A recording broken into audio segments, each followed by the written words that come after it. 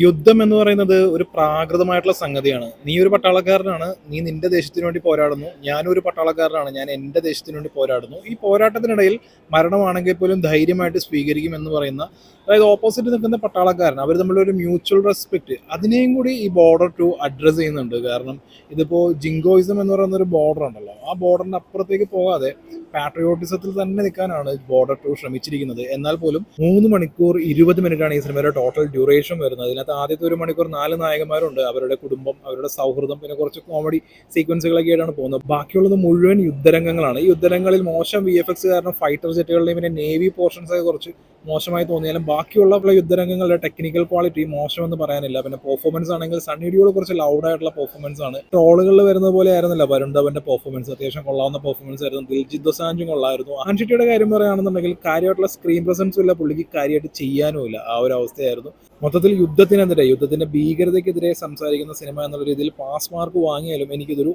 Average experience ആയിരുന്നു.